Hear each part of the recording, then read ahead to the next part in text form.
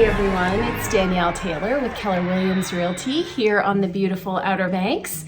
And you know, I've been watching a lot of football lately, and it started making me think a bit about how having a game plan is so important no matter what's happening. Really important lately, I've had two sets of buyers that found themselves in multiple offers. I know, shocking, supposedly the market's down, there's no multiple offers. Well, there are still multiple offers. However, it's as important when there is and when there isn't multiple offers to have a clear game plan and to think about this and talk this through prior so that when the right house comes along that you want to make an offer, you're ready to go. So let's talk about the components of what I think creates a successful game plan. Obviously, as I always say, being prepared is key. So starting early in the process and talking this through is super important. The first thing we want to do is ask yourself for the particular home on a scale of 1 to 10, how well does this fit what you're looking for, both in terms of personally and financially? The higher that number, the bigger and stronger you're going to want your game plan because you're going to want to secure that property. So that's first off, how does it fit on the scale? The second thing we want to have in place is a plan with our lender if we're going to have a loan involved. And this is really key in talking through with your lender up front. We want to understand what time frames do they need? So how long are they going to need to go ahead and get your appraisal, process the loan, and get you to closing?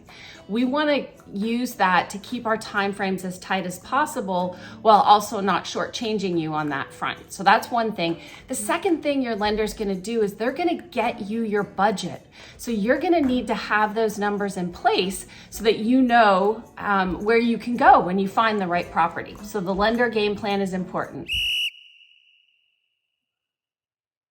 So your inspection plan is really talking through with your realtor partner up front for your area and for those homes. What are the types of things we're going to want to make sure we look at prior to you deciding to purchase the home?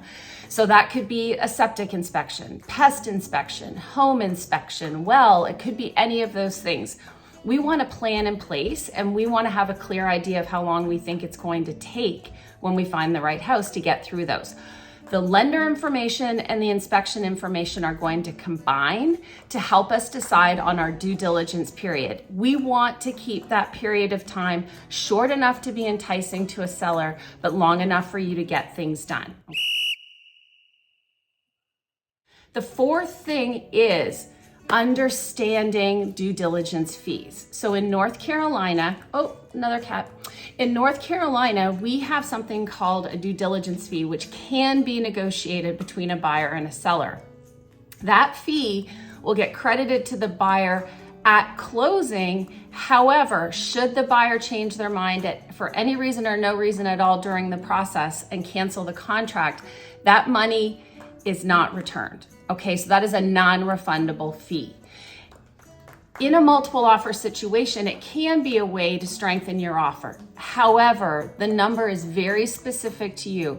It's specific to how well the house fits on that scale of 1 to 10 and what you personally are comfortable putting up. In case the contract does not come through or you find out something that you do not want to move forward on, you need to be comfortable with that number. So start having that dialogue and thinking about that ahead of time so you're not trying to scramble at the last minute.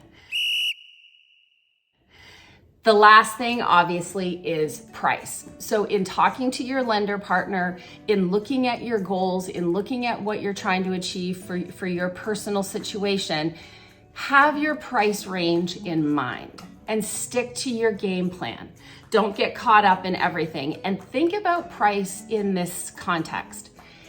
When that property closes, if I see that it closed for X, I'm perfectly fine with that because that's somebody else's property, not mine.